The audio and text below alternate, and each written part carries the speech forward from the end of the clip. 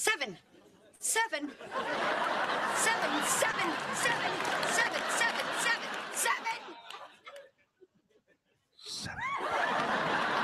Oh, it's no laughing matter, people. It is no laughing matter. But 7 is where we are at, people. Oh my God. Welcome into Teal Town After Dark, following a 5-4 loss to the Chicago Blackhawks. Oh my God. Can it get any worse? I don't know, but we're going to try to find out, shall we? So welcome in. Do us a favor, if you would, please hit that little subscribe button wherever they hide it. I know they're sneaky like that. So do us a favor, hit that subscribe button. Help spread the word about Teal 10 After Dark, because we go live after every single Sharks game. Our weekly wrap-up show, The Pucknologist, drops every Sunday when the Sharks aren't playing, of course. And follow us on Twitter and Instagram at Tealtown USA. So I'm your host, AJ. How you guys doing tonight? Probably as bad as I am. Joining me tonight right now, Al Martinet. How are you this evening? 7 losses. That's about how I feel right now. You are not wrong, sir. And what are you drinking? Are you drinking wine or are you drinking? I'm enjoying a little bit of the vintage 408 from Claude Duchance, the Sharks wine. I was hoping a Sharks wine inside of a 25th anniversary glass might get things turned around. However, no. So, what up, Marty? Let's get into this ridiculousness. This was Hertl's 400th NHL game. Would have been nice to get him a win. It's also Logan Couture's 30th birthday. Would have been nice to get him a win. Yes. Fans have dredged on for I don't know how long. Okay, now, and I know people are going to give me a little crap for drinking wine, but you know what? I'm looking for anything to change up the atmosphere up in here. No Pavelski missing his 5th straight. Of course, we all know Erik Karlsson out for his 13th straight. Yeah. However, the Sharks, I guess if you want to try to find any type of a silver lining, the Sharks are 7-6 in stealth mode. So they do have a winning record in the black jersey. For right now, right? Yeah. Well, this is the last one that they play. So it's kind of like our playoffs. We can't get out of the playoffs, even though we probably shouldn't be. Yes. No kidding. So we started off in the first period. Hey, look at that. I see Vegeta? Vegeta. Oh, okay. Veta Mita Vitamin. Shout out to the Dragon Ball Z fans. Yes. All right. 4:10 into the first. DeBrincat scores on a 5-on-3 power play.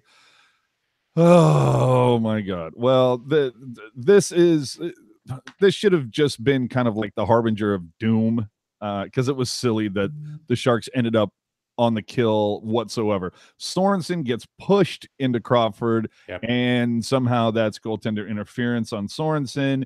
Then during the ensuing power play, Brent Burns gets a high stick call when he was following through on his shot. You never see that called, but tonight it was called. Led to a 5-on-3 for the Blackhawks. And again, DeBrincat was able to put one in. You know, the little guy who wasn't going to make it in the NHL is now like on 40 goals. I mean, the dude's killing it. I think this is the 3rd straight game where the Sharks have given up a power play goal. So, penalty kill is starting to falter a little bit. Special teams are in the dumper, my friend. Well, yeah. Yeah, they're in the dumper. What are you going to do? So we move on from that one. And it would only take the Blackhawks a hot couple of minutes before Connor Murphy would score his 5th of the season, a slapper that deflected off Heed's skate. Again, it's another case of wrong place, wrong time, bad puck luck, whatever you want to call it. But again, it's a deflection. That's one that you really can't hang on Jones as much as you want to, hang stuff on Jones. That's one you can't hang it on him.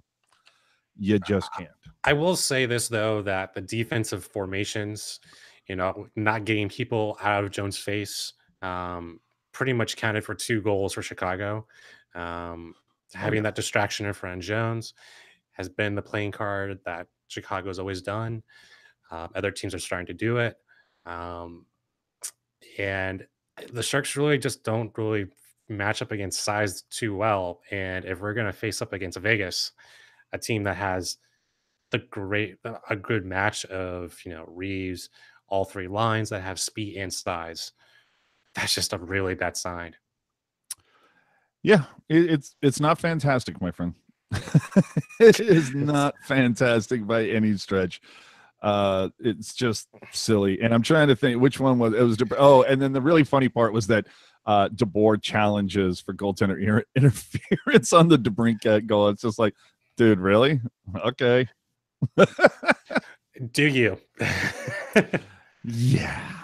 Then it ends up being at 10:59. The Sharks are unable to clear the zone, and Chicago just catches the Sharks puck watching.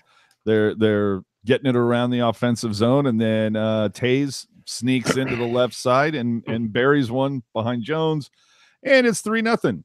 And everybody is, freaking the hell out, as you probably would in this case. It's, again, you are losing to a team that is not in the playoff picture. They were at one point making a run for the playoffs. I think it was a little bit too late for them. Honorable start, but this team has a lot of talent. It wouldn't surprise me if next year they compete for the division. But when you have Taves and Kane, you're still going to be a threat to a lot of teams. Yeah. Yes. Oh, let me address Felix right now. AJ actually wearing a Sharks jersey on After Dark feel like it's been a while. Yes, I usually roll the quarter zip and everything. Again, I'm changing everything up, man. We're trying to figure out a way to get the team out of this funk. I'm going, old school and wearing a jersey. But anyway, I digress. So a minute after Tays pots the third goal for Chicago, Lukas Radil would put a shot past Crawford. Interesting shot. Wait a minute. Either the train's coming in or there's another game that's happening and somebody just scored. Wait a minute. Is that a Sharks win on the way? Oh, I think it might be. Maybe that's again a harbinger of things to come. But Lukas Radil. Okay, yeah, we get it. You scored. Lukas Radil puts us. Oh my God, we get it. You scored. Oh, that's like typical Chicago right there. Radil would put a shot on Crawford. Fumbles. I'm surprised that you talk about a fluky shot. Crawford just not able to. I don't know. It was just really weird. Glove side high. It bounces off Crawford's glove, kind of flutters in the air for a second, and then just boom, drops into the net. So at least the Sharks make it 3-1 after one period, and you're going, okay, well, yeah, maybe they woke up if you're lucky. I mean, the Sharks certainly got enough opportunities on the power play tonight. I mean, at that point, the shots in the first period were 14-9, and it wouldn't surprise me if the Sharks had only like 3 shots at that point. So maybe that's the reason why. Crawford fumbled the puck, but because he was sleeping. I mean, if you would have told me that the Sharks had 9 shots, I would have been like, hey, no. But yeah, who the hell's counting those?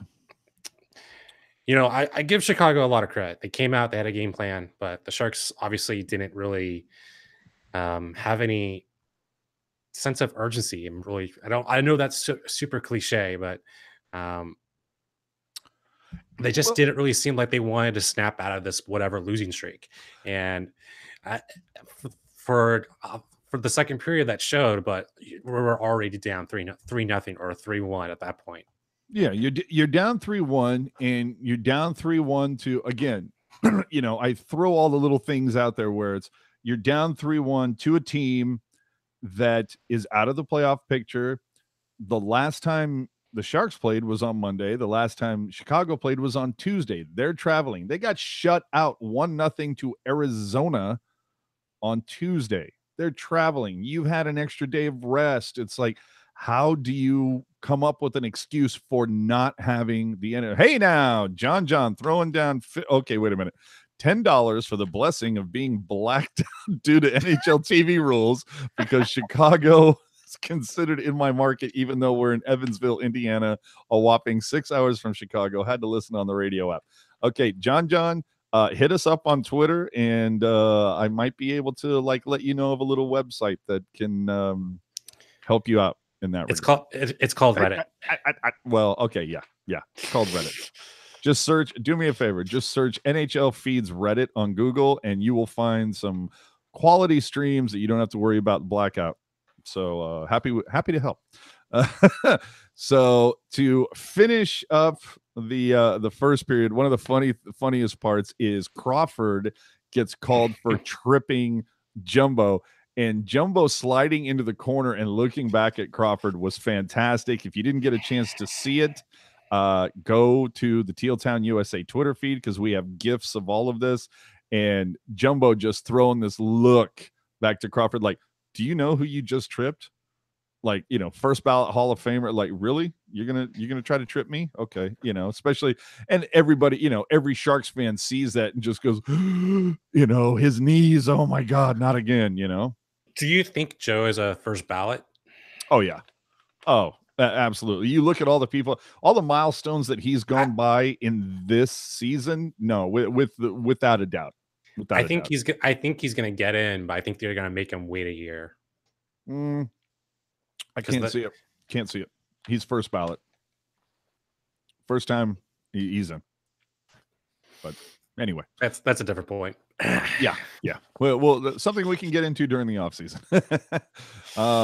Then the interesting thing too, and again, this is a gift that's on the Teal Town USA Twitter feed.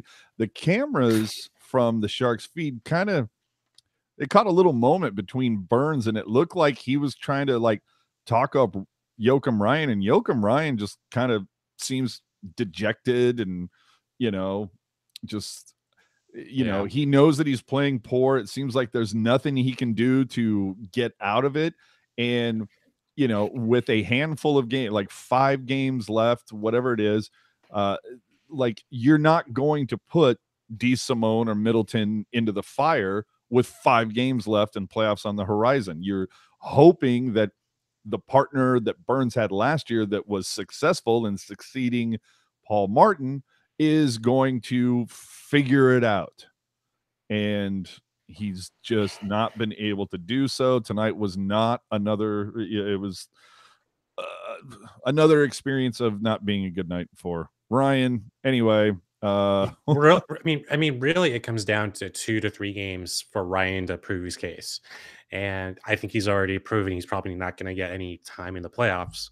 No. Because 2 to 3 games from now, you're hopeful that Erik Karlsson's going to come back, but that seems more and more unlikely as that gets closer to the playoffs.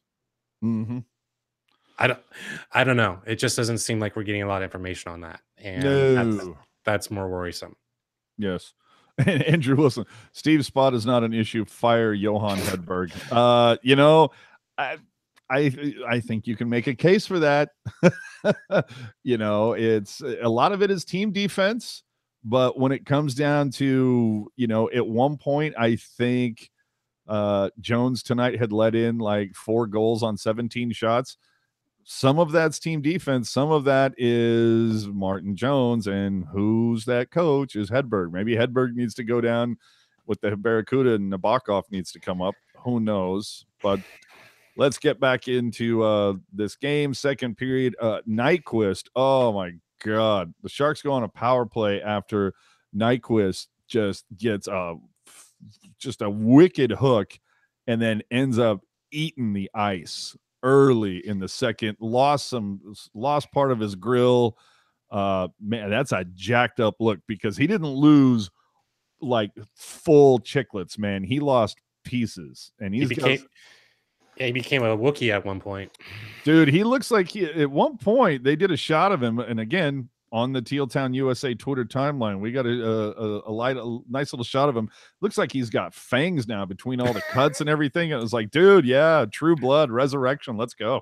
But Nyquist would put one in on that ensuing power play that looked great though. Yeah. It's great. It started off if there's a tertiary assist in the NHL, Tim Heed's getting it. It goes Tim Heed to LeBanc to Hertl, who finds Nyquist. Boom, Sharks are down by 1, and that's what we call duck, duck, duck, goose, everybody. But it would not take long. It would take less than 2 minutes before the Blackhawks would answer back. DeBrincat, yes, yet again. Burns getting caught with his stick out of position. I'm not sure what Burns was thinking. The play starts from behind the goal line.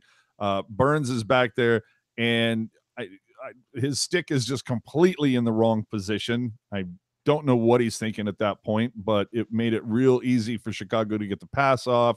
Finds DeBrincat, boom, he buries one. That's another one that I look at, and looking at the replay. Jones has it sealed off. But I look at it and I'm a little fed up hearing this whole thing of, well, that's Jones. That's one Jones wishes he had back. Well, no kidding. I mean, it just kind of just get back to the second period where they were just screening Jones, and I don't mean to say the same thing, but that was kind of the strategy for that goal, is essentially screening Jones, and hopefully you block his covering. That seems like he's just having trouble looking past the defender, and a lot of the times the Sharks aren't doing that on offense. There's not really circling the puck, seeing what happens. It really just seems like they're just kind of staying put on defense at the same time. Yeah, absolutely.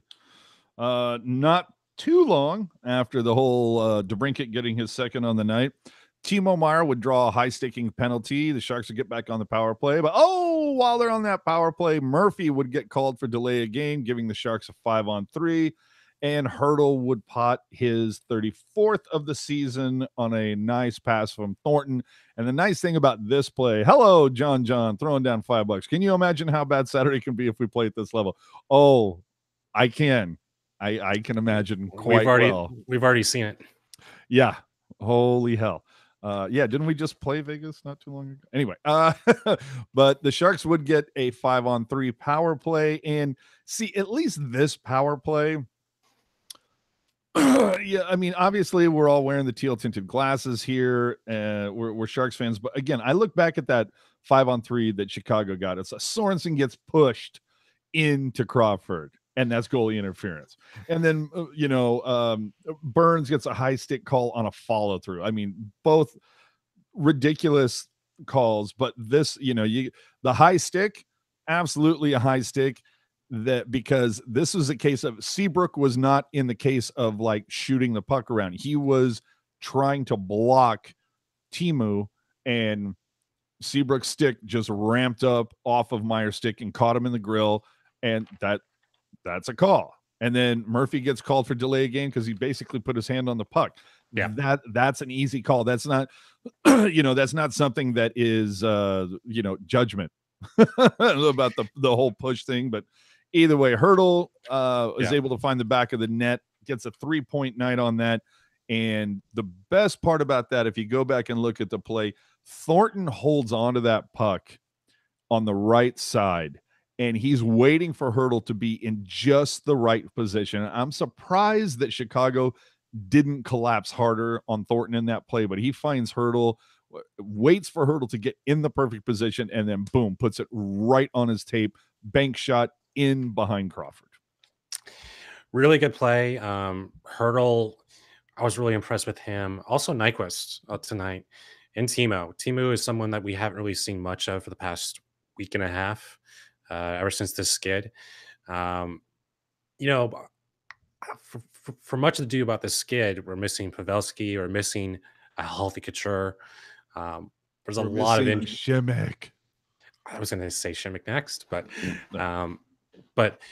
it's going to be interesting to see like what the line chemistry is going forward, because it's been almost about 3 weeks since we've had stabilized lines, and this is the worst time to have a line blender in full effect. Thank you, V2B. I mean, what is he supposed to do? I mean, he's done.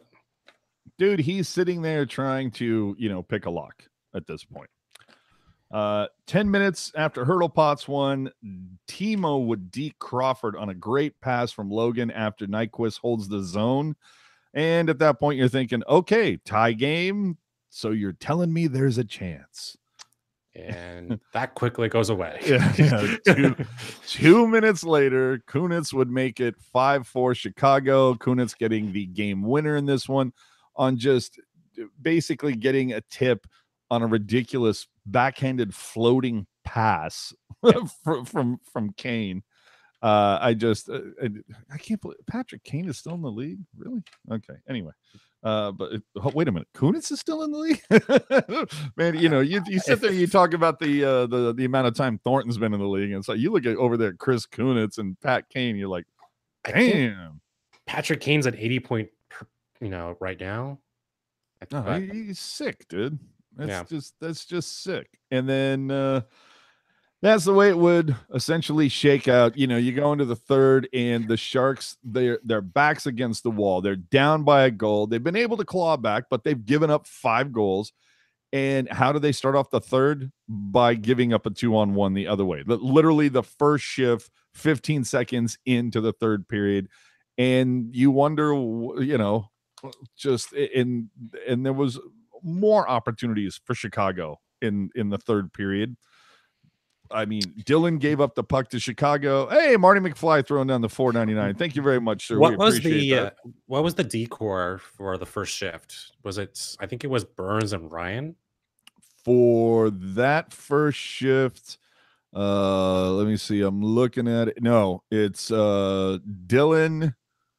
And I'm trying to make out the other player in this because it was Dylan, Donskoy, Kane getting back, which Dylan and Braun. And Braun. Yeah. So, because Vlasic was playing up with Burns tonight.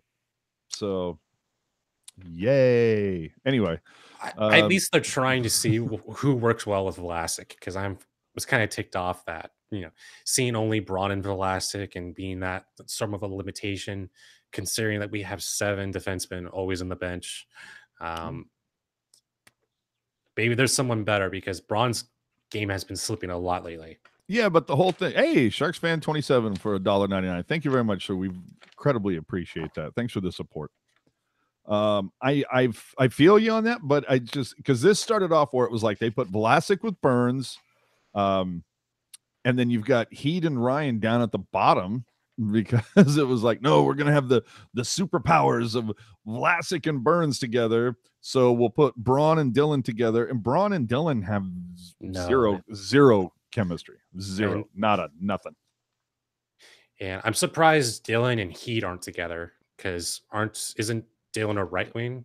Yeah, no, it's, you would figure that Dylan and Heed would be matched up, just because Heed is I wouldn't say a reasonable facsimile by any stretch of the imagination of Erik Karlsson, but he plays a similar style. Does he have about 25% of Karlsson's skills and talent? Yeah. At least you still get some offense on that side of the ice. Exactly. Yeah. And I don't get where Braun, what's his point? Because his defensive capabilities have obviously slept for the past 2 weeks. Maybe he needs to get off the ice for maybe 1 or 2 days, similar to Vlasic earlier in the season. Yeah. I'm totally down to see what a Vlasic and Heed pairing looks like. Yeah, I cannot, and it's it's sad, but I've been incredibly disappointed with Braun this season. Incredibly disappointed. The strides that you've seen Brendan Dillon make this season, I mean, you could arguably say Brendan Dillon has been the most consistent defenseman this season. He's been saddled with just about he's been partnered with everybody but Burns this season. He's been the most consistent defenseman for the past 2.5 years.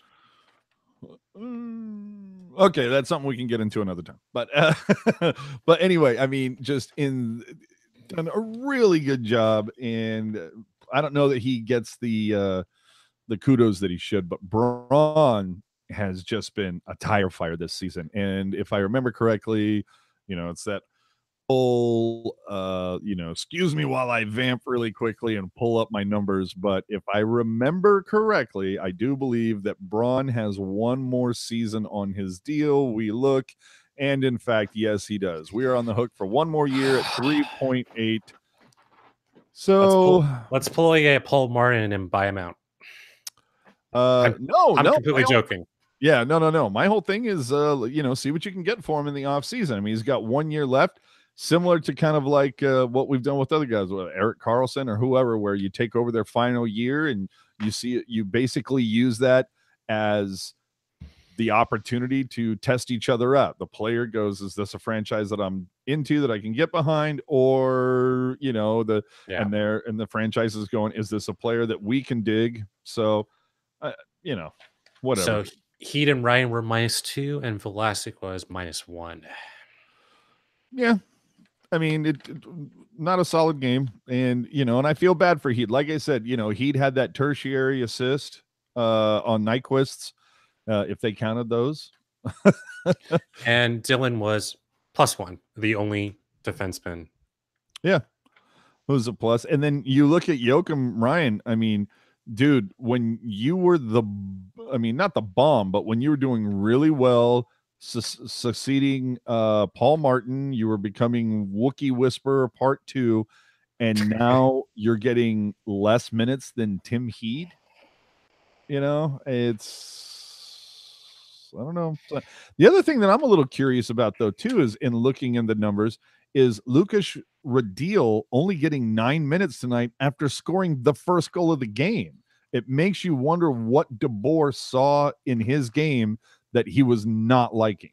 I mean, the same can be said for Sorensen, who only had 13 minutes. Well, and Donskoy only had 12. And Melker only had 11. I don't understand why that is. But, wait a minute. I know why that is. It's because the Sharks at one point at this game were down 3-0. So those guys are going to get limited amount of time. But I would say the three, or at least the two best players for the ice or for the Sharks, were Kane and Hertl. And they both had Kane, Hertl, and Thornton for me. I mean, Thornton, yeah, put him up there. But, I mean, those two were matching Kane and Taves on the speed and ice. And Kane was fantastic tonight, I thought, too. Dude was finishing forechecks. He was throwing the body the way he does. Hey, Johnny1121, thank you. It says, thanks for the awesome content. Thank you for supporting, and thank you for the super chat donation. That is awesome. You are the MVP. Yes. Now, see, and it says Radil was -2. Where was that? Yeah. Well, no, somebody put in the chat, Andrew Wilson says Radil was -2. Well, so was Evander Kane, and so was Tomas Hertl. I mean, and so what's your point, Kane had 4 minutes of power play, and Radil had 4 seconds of power play. Well, yeah, there's no reason for him to be out there. But let's again, nothing really happened in the third, so excuse me. Maybe the wine isn't agreeing with my throat. Let's get into the final numbers here. Sharks 30 shots on goal, 27 for the Blackhawks, and let's just dial in real for a hot second the numbers for Martin Jones. Oh, look at that. 815 save percentage, about 100 less than where he should be. 17 for 21. Yeah. The Sharks lost the battle in the circle, 53% to 47. Boom. The Sharks did pot 2 on the power play. Remember, one of those coming on a 5-on-3. The Blackhawks did score 1 of 2 power plays, but again, theirs came on a 5-on-3 opportunity. Blackhawks taking 10 minutes of penalty time tonight, which was a little surprising to me. Would have been nice if the Sharks could have gotten 1 more or stopped 1. But again, the one that the Blackhawks did put in, it was a 2-man advantage. Hits 22 for the Blackhawks, 30 for the Sharks, 20 blocks for the Blackhawks, 9 for the Sharks, 13 giveaways for Chicago, 11 for San Jose. So this is kind of the one. That's how this one shakes out here. I mean, it's like the worst power play percentage in like franchise history here. But let me just get on my soapbox for a hot second. Can we not with the positivity, with the manufactured positivity on the broadcast guys? Like, I mean, I love each and every one of these guys. Brody, Curtis, Randy, Bakes, Hetty. But these guys, I mean, you watch either the intermission or during the in-game broadcast, and you can see them like struggling to find a positive to get on top of. And this is a game that, let's be honest, Drew Remenda would have called out some people. And it's just, it would be nice if and I get it, this is coming from ownership. From what I understand, this is, Hasso Plattner does not want to hear somebody that he cuts a check to, take a dump on his team, or I guess be honest, unfortunately. So there was a lot of looking for silver linings that really weren't there. If you're sitting there and going, you know what, Joe Thornton is just having a fantastic game. You think about the 2 surgically repaired knees at 39 years old, just, Masterson or Masterton trophy nominee, blah, blah. Yeah, that's all well and good. This team is on a 7-game losing streak. Like, talk about the elephant in the room. But anyway, I digress. I get your point, AJ, but at the same time, I think most Sharks fans understand that the team does kind of sponsor, or at least have some authority. They at least want some positive content about the team going forward, and I think it's a tough position for Brody and even NBC to put them in.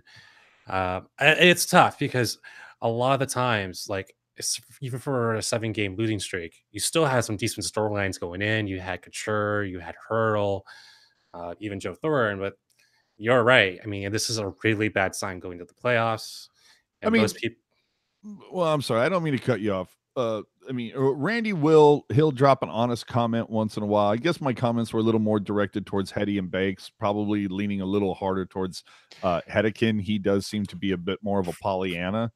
But for the past, I would say 2 years, I've only been listening to the game on 98.5 because I feel like even Ranowski, he's a little bit more unfiltered compared to Randy.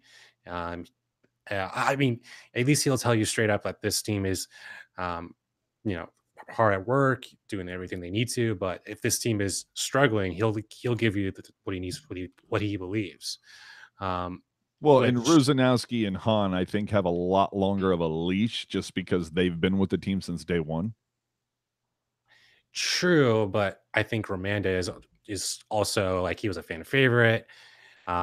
If you're not a fan favorite, you probably don't have a leash at all. Potentially. But I go back to what Remenda told us, when we did one of our first interviews with him, and he made the perfect point was, look, how do you expect me to be taken seriously by people if I'm just praise and never call out when they do? It's like I can't have any credibility if it's always blowing smoke up someone's ass. I think personally, like, when I watch the hockey game, I watch Randy sometimes, like, I only want to watch what's going on with the play-by-play. I don't want to get analysis while the game's happening. I kind of want to go on Twitter for that. Like, Brody's cool and all, and I feel like he's been a pretty good asset for the Sharks. But at the same time, like, I don't really care what he says about the team because, frankly, he's just a really good presenter. Maybe I'm wrong, but I think I think later on I want to go to the Athletic. I want to go to some ESPN's coverage of NHL has really been pretty good for the past year and a half. I think they've really stepped up their game. Just after ignoring it for like a decade and a half. Hey, my point is that I don't want a play-by-play analysis like football or any of that. I think I just want to just watch the game as it's happening. No, I get that. It's just maybe as more of a guy who's followed the team for such a long time, maybe guys who are somewhat new to it, maybe they don't notice. I don't know. I notice it. I just sit there and hear, and I'm like, we're on a 7-game losing streak. Team defense has just been this bone of contention for the vast majority of the season. You look at Martin Jones over this entire season. Even when you break it down month by month, I don't think he's ever posted anything higher than a 907 in a calendar month. Yeah. And, average overall is like 9. It's worst. The duo of Jones and Dell is the worst pairing out of 31 teams statistically. And to sit there and I don't know, it just to hear the guys make excuses about it is as someone who follows this team really hard, I live and die with this team, and I'm looking at these numbers and I'm going, look, I get that you want to try to put a rosy, rose colored glasses thing going on with this, but it's hard to take seriously. Again, like Drew said, it's hard to take these guys seriously if all they're going to do is just Pollyanna out. That's all. What I will say though is if you look at how Drew Remenda has been, responded, how he's been, with how he's been at the Edmonton Oilers. Yes, the Edmonton Oilers have been a mixed team for the past 4 years since he's been there. Yes, they have Connor McDavid. Connor McJesus. I swear I hate that last name. But the fan reception to him hasn't been that great because he's always been critical of the team. And so after a while, there's a huge burnout factor. I think just the fan audience, I think you're at risk for doing that far more greater. That, yeah, you're praising the team a lot more faster, but I feel like you have to play that game if you're gonna.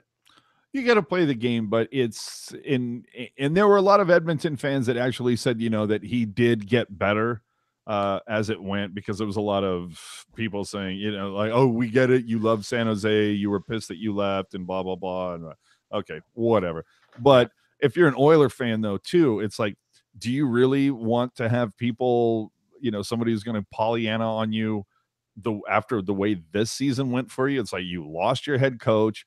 You got Hitchcock coming out of retirement for the second time. He's still, I think the Oilers were good for about the first 10 days of Hitchcock being back.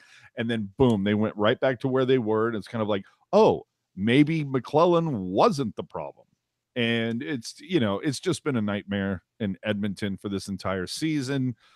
I feel like we've, again, gone on to another tangent one more time. But before we go any further, I must let you know, for the people watching, thank you very much for joining us. If you're new here, please do us a favor, hit the subscribe button, whether it's here, whether it's there. Do us a favor, spread the word, let everybody know. We go live after every single Sharks game. We would really appreciate it if you helped us out by just hitting the little subscribe button. Give us a follow on Twitter. Give us a follow on Instagram. We're trying to do our best for the fans, by the fans, to give you just a little more Sharks content, because God knows the Sharks just do not get enough media attention in the Bay Area or at large. Yeah. So we do what we can. The whole reason why this started, quite honestly, is because we were pissed off that there isn't a post-game call-in show for after every single Sharks game. Now, if you were a longtime fan like me, there used to be, back when the Sharks were on a station before KFox, there was a 90-minute call-in show afterwards. And now the Sharks are there's 31 teams in the league, and the Sharks are one of 5 teams that don't have a post-game call-in show, despite having 3 local sports stations in the Bay Area and being on their own separate station. But anyway, let's see. Heyo. Yeah, we got Felix has got a couple articles on the Teal Town USA website, so absolutely go check those out. Oh, damn. Christopher Shin gonna bring up 92.3. Really? You're gonna go full-blown KSJO? Lori Roberts, Tim Jeffries, Perry Stone. I can do this all day, man. I love that. Yeah, Bay Area media does suck. But anyway, so we move on. The Sharks have dropped their 7th in a row, and we all know that it's not going to get easier. We've got the 2 teams that you're battling. I mean, it's a menage a trois sort of this weekend. You've got Vegas coming into town 5 points behind the Sharks. But at least, and I don't know that this makes any type of a difference whatsoever. It definitely hasn't over this last 7 games, but Vegas does play the night before. So Vegas plays the night before. Then they have to travel, whereas the Sharks have a day off. Although, to me, I'm bag skating their asses tomorrow if I'm Peter DeBoer. But anyway, the Sharks aren't going anywhere. They're at home for the next couple. And then they have to play Calgary the following night. Do you think? Okay, first off, do we see Dell in the next 2 games? And if so, which one? No, I don't think so. You don't think we see him in either one? No, I think All right. potentially the last game we see him as, let me just flip to April. Like Vancouver or something? Potentially Edmonton. See, I think Vancouver, because I know Dell had a really good game in Vancouver the last time they were there. So the point standings are the Sharks have 95 points, and Vegas has 90. I'm not even looking at Calgary at this point. So you're trying to hold off the devil below and not trying to reach the next. I get you. And frankly, at this point, it wouldn't surprise me if the Sharks fall all the way down to third spot. The third spot, and I know that's kind of risky considering, well, Arizona's not going to catch us, so it doesn't really matter. Because that's the next team in the Pacific that has a shot. But yeah, it's really just a 3-team race for the Pacific. And I feel bad for Phoenix at this point, or Arizona at this point, because they only have one real shot, and that's at the wild card. Well, Vegas is playing Minnesota tomorrow. Minnesota is fighting for a spot. So that's not going to be an easy game. Then they get San Jose. Then they get Edmonton, which should be a walk.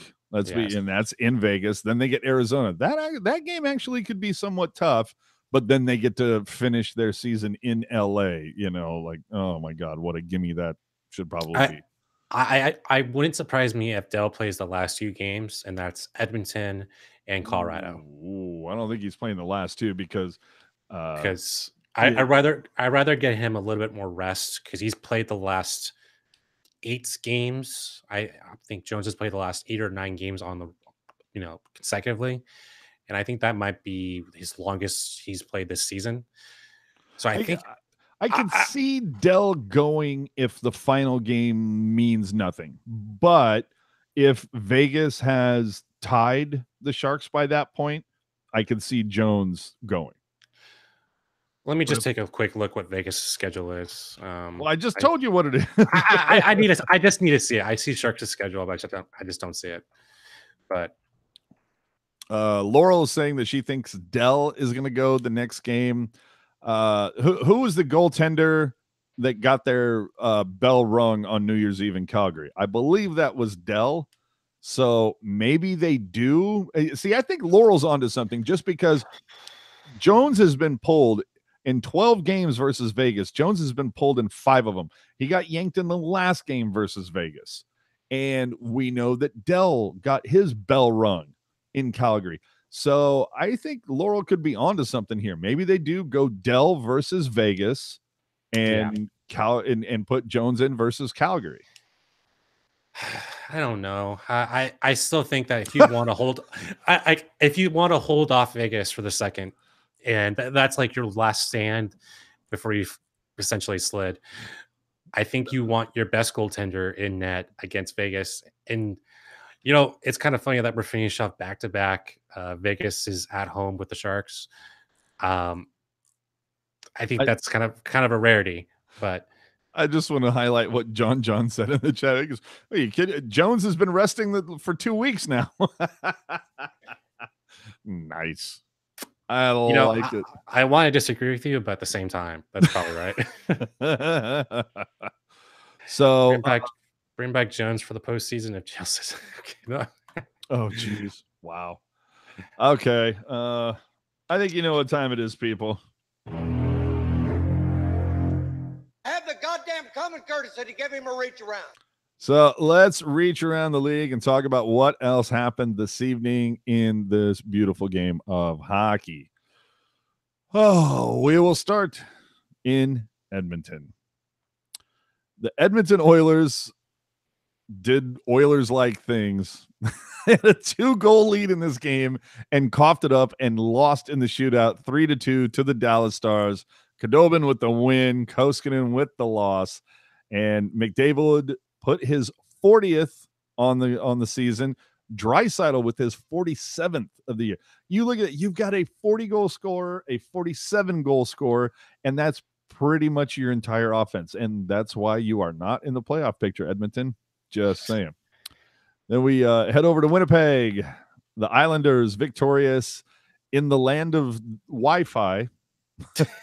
5-4. Leonard with the win. Hellebuck with the loss.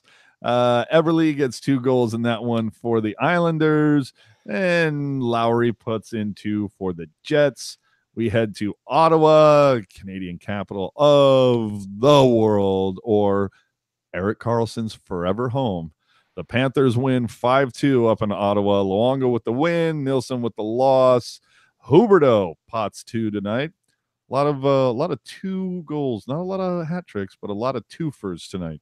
In Columbus, Tortorella, if you go and look on Twitter, the guy won a game 6-2 over the Montreal Canadiens, and he's still lighting people up. You got to love it. Hey, I love that. I love that we actually have something positive to talk about in the AHL. Yeah, that's all I'm saying. Bobrovsky with the win, Price with the loss, Bjorkstrand pots 2. Again, it's a twofer kind of Thursday. Oh, unfortunately tonight, if I remember correctly, tonight was the end of the storm surge. Although I have a hard time believing that tonight was the last home game for the Carolina Hurricanes. I don't know. Maybe they're not. Maybe they have one more, and that's going to be fan appreciation, so they're not going to do the storm surge. Either way, a storm surge did not happen tonight because Washington was victorious in Carolina 3-2. Holtby with the win, McElhinney with the loss. And Capitals locked up a playoff spot. Surprised that didn't happen sooner. Yeah. In Buffalo, the winged wheel victorious in overtime.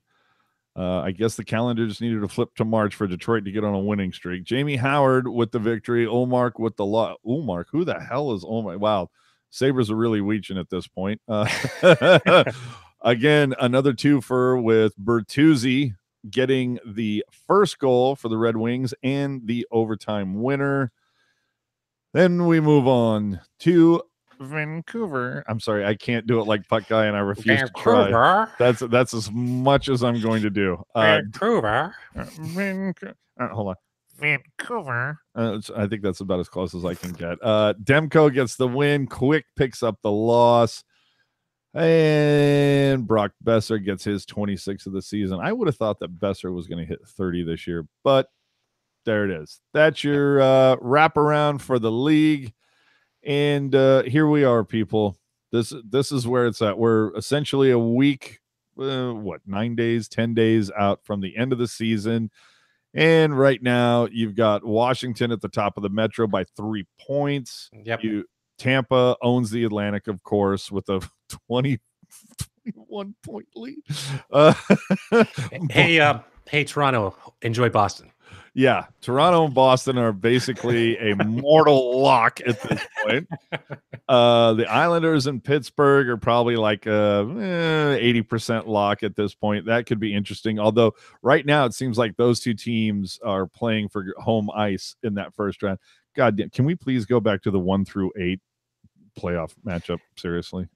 Carolina and Columbus battling it out in the wild card, but Montreal right there. Carolina 91 points, Columbus at 90, Montreal outside looking in 90 because Columbus has a game in hand. So that's kind of it. It's a 3-team battle for the wild card in the East. Yeah. Over in the West, things could get really, really interesting, especially in the Central. Right now, Winnipeg leading with 94 points. Nashville right behind them with 92. Both of them 77 games played. However, St. Louis at 90 points, but with a game in hand. And if you look at the strength of schedule right now, Winnipeg has lost their last 2. St. Louis has won their last 4. St. Louis could potentially take this division, people. It's not within it is within the realm of possibility if you can believe it. Should have upgraded to Wi-Fi at this point. Yeah, that would have been nice. But St. Louis, dude, and St. Louis, they play back-to-back tomorrow and Saturday at the Rangers and then at the Devils. You've got two teams outside looking in. That's a good matchup for St. Louis. But they do play 3 and 4 because after that they get Sunday off, but then they got to host Colorado. That's not going to be an easy game. Then they get to go to Chicago. Okay, that should be decent. Hey, puck guy. Oh, Jesus Christ, really? Thank you, puck guy, for that fascinating donation. But at Chicago, then versus Philly versus Vancouver. That I could see St. Louis, with 6 games left, I could see them going 5-1, maybe 4-2. That's that. I don't know. Just keep an eye on the Central, people. That's going to be a lot of fun to see how that whole thing shakes out, because also in the mix that people aren't even talking about, Dallas, they've won 3 in a row and they're only 2 points behind St. Louis. So the Central, amazing. And Ben Bishop is starting to make a Vezina case. He has the highest, this is the best save percentage in the league, and I think he potentially is going to be one of the top 3 going forward during the award season. They're going to be a real tough out when it comes down to the playoffs.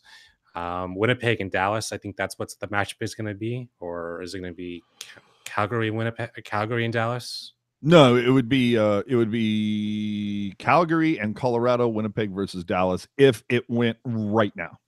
Which Dallas is, but see, again, it's that whole thing. Dallas could go on a little bit of a streak. St. Louis could drop it. Hell, Nashville could drop a couple. I mean, you really don't know. At this point, it could be Winnipeg. It could be Winnipeg versus Dallas, Winnipeg versus St. Louis, Winnipeg versus Nashville. It could be Nashville versus Winnipeg. I mean, we're talking only 6 points separating 4 teams.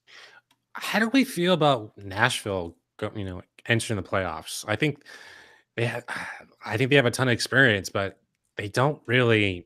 They're not scaring me like they used to. I'm not really scared of Renier. I'm not really scared of their forward depth. I think Wayne Simmons was just a nice pickup, but he's almost been Nyquist at this point. Yeah. It's not like he's like, what Mark Stone has been to Vegas. But anyway, and then and of course, I'm rooting for Arizona to somehow get into the mix. I'd like to see at least one more Pacific team, represented in the playoffs. Getting to that, though, in the Pacific, of course, Calgary, 101 points. Let's be honest, it's fait accompli. I mean, San Jose would have to win their final 6. Calgary would have to drop their final 6, essentially. And Calgary plays the Kings and the Ducks one more time. For Pete's sakes. So, okay. and their last game is against Edmonton. So, Franken, they have the path. Yeah, they've got the path of least resistance.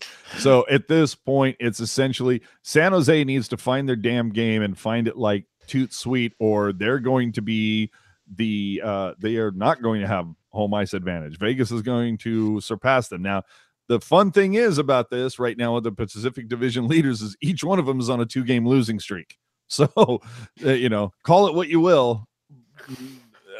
But either way, it's all right.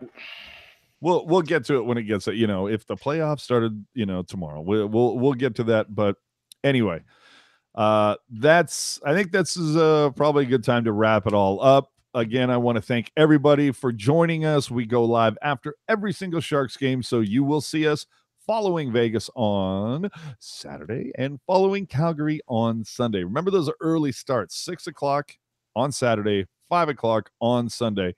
So make sure you, kind of get your personal life coordinated around that. So I am AJ _ Hey, John throwing in a final $1 just to like, thank you, boom. John making it rain. It's like we're strippers. He's just going to throw us the single, baby. So, again, it's going to be a rough weekend for the Sharks if they cannot shake out of this. Now, how funny is it going to be? You drop games against non-playoff teams, whether Chicago, LA, Anaheim, whatever. And then wouldn't it be funny if the Sharks rolled over both Vegas and Calgary? Like, that would be so Sharks. Yeah, I think we've seen it a couple of times that this team has always played better against tougher competition.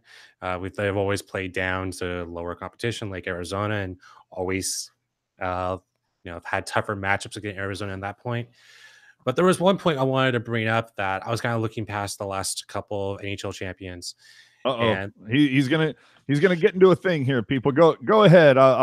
You have the floor, my friend. And the last team to win the cup after losing, below 500 is the last 10 games is the Carolina Hurricanes. And that was in 06-07. There's only been one team since the lockout. I don't know how you feel about this team or not, but this team is definitely steering towards a first round exit the more it goes. Yep, 2006. And thankfully, whatever, Andrew. But frankly, I'm not too sure how I feel about this team. There's a lot of chemistry issues going forward. And I think we still need to figure out how Erik Karlsson, Pavelski, and Couture are all going to mesh into this lineup. Don't get me started on Erik Karlsson. I mean, frankly, I think when it comes down to playoff season, I think the fan base kind of needs to make sure expectations are not third round. And I think if you asked me that, if you asked me that in early March, that was the ceiling, or that was not the ceiling. That was the low. We were expected to go to the finals and then hopefully get it to the Stanley Cup finals just because we thought we had the scoring down. Jones was playing better. Wait a minute. Hold on. Well, Steve, who's upsetting you in the chat? Because I'm sitting here trying to talk to Al, but keep an eye on the chat. But it's hard to. Okay, Laurel is on the case. So thank you, Laurel. We totally appreciate that. I'm sorry, Al, you were saying? The Ducks won in 08, didn't they? 07.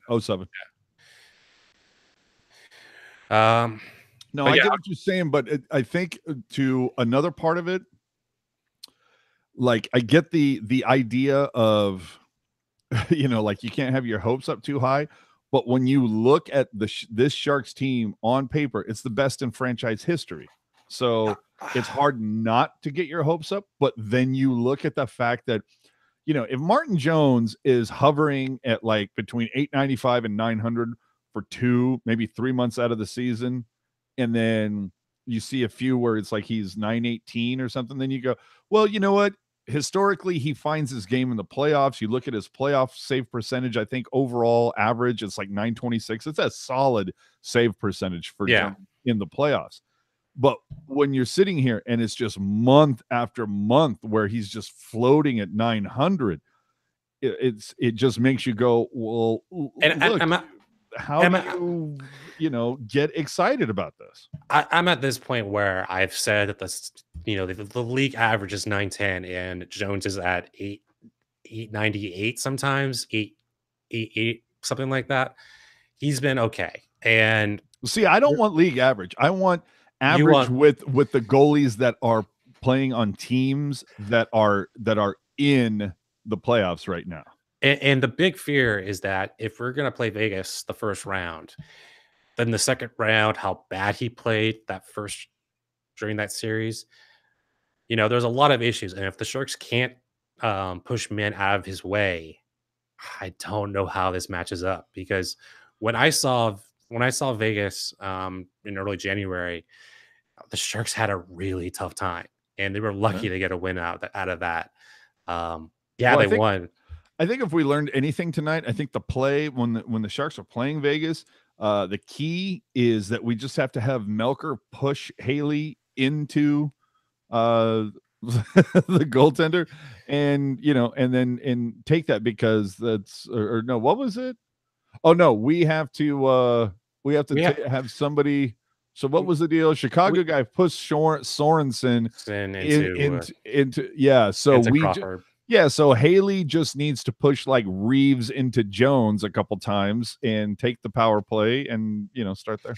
But there is a good I would say if the Sharks somehow manage to beat Vegas, it does somehow remind me of that 2015 first round series with the Kings, where they slayed that 2015, 2016, where they slayed that demon, and that's if they can get through that hurdle, maybe they can build out some momentum. But you're really doing a lot of ifs, and this Yeah. team is this. I don't know. I don't know. Exactly. I want to see what this team looks like with Pavelski back, with Carlson back. But is it going to be 100% Carlson? You know, is it a guy who's still going to be? I mean, we saw when he did. He had that last groin strain, and then he went out there for a shift to try to see what he could do with it and got pyloned. So if Carlson is not at 100%, and let's call it what it is, at least for his time with the Sharks, Erik Karlsson, not the most defensively responsible guy on the team, and that is essentially where this whole team is at, is that they haven't been defensively responsible. How many breakaways are they going to give up? How many 2-on-1s, 3-on-1s, 3-on-2s? I mean, they just have not been defensively responsible. Brendan Dillon has probably been the most consistently defensively aware guy, and that's saying a lot when you've got Mark-Edward frickin' Vlasic on your team. I don't think it's anything to do with the defensemen. If the forwards aren't getting back in transition and you're giving up three versus two, like Timo has had a really bad tendency to not get back on defense. Yep. And same thing with Donskoy. Yeah, I think his speed has helped him get back, but it has. But I mean, it's not like Timo isn't fleet of foot. Timo's got some great skates, but it's that desire. There's some guys you look at. See, I always go back to, this is always going to be one of my all-time go-backs, is Mark Smith. That guy was far from the most talented guy to ever strap him up. But I'll tell you, it's same thing with like a Mike Ricci. I mean, Mike Ricci was a third-line center. Let's be honest. That's what he was. He was a third-line center. He was a grinder. But Mark Smith was a fourth-line center. And the reason why you could count on Mark Smith is because he was just never say die. He'd look up at the score and see that there was 8 minutes left and he's down by 3 goals. Doesn't matter. He is playing the same way no matter what it is, and it's just all heart all the time. If I could take Mark Smith's heart and put it into these Sharks, oh my God, they'd win the next 3 Stanley Cups consecutively. I mean, that dude, he's the only Shark I ever saw consistently beat out icing calls, because he was always just go, go, go. He might have only played 12 minutes a night, but that dude made the most out of his 12 minutes every single goddamn night. Yep. Can't say enough good things about Smitty. Love him. But you want to wrap it? Yeah, time to wrap it up, guys. So once again, thank you very much. Thank you very much for the super chat donations. Totally appreciate that. All that money goes back into the show to help us pay for the website, help us pay for our SoundCloud account, just to try to, at some point, maybe we can upgrade our cameras or microphones or something, try to deliver you even better content. But that's what we try to do here. So we appreciate your support. Best support you can give us besides the super chat donations, of course, is spreading the word. Tell people to subscribe to our YouTube channel and SoundCloud. That also helps. At Teal Town USA on Instagram, on Facebook, on Twitter. All of those things totally help us. So if you can help us spread the word, we totally appreciate it. We're working on a couple things behind the scenes that we hope to get locked in the next day or two. I'm waiting to hear back from a couple people, but we hope to have some fun stuff for you just before the playoffs start. And then when the playoffs start, I kind of want to put together a watch party. So maybe we can all get together for a game when the Sharks are playing at Vegas. Are you gonna pay for the airfares and all of that? No, we're not doing that. But maybe we can have a little get together at at my favorite local pizza and beer establishment, and I'll buy the first couple of pitchers and pay for the first pizza, and I'll also bring a box of goodies to hand out to everybody. Hopefully that game, Sharks versus Vegas, where they play in Vegas, hopefully it's on a Saturday. But if it isn't, either way, we're going to put something together, some sort of watch thing, whether it's at that establishment or somewhere else, to be determined. But we're definitely going to do something during the playoffs. because I'm not gonna lie to you, people. I got a box of stuff that I am, I wanted to hand out to people. So anyway, I got some extra bobbleheads and some extra towels, and anyway. So with that, thank you very much for watching. Al, where can people find you on social media? You can find me on Twitter at Al Martinet. Thank you for listening. I will see you guys next time. And you can find me, Instagram and Twitter, both of them, AJ_strong.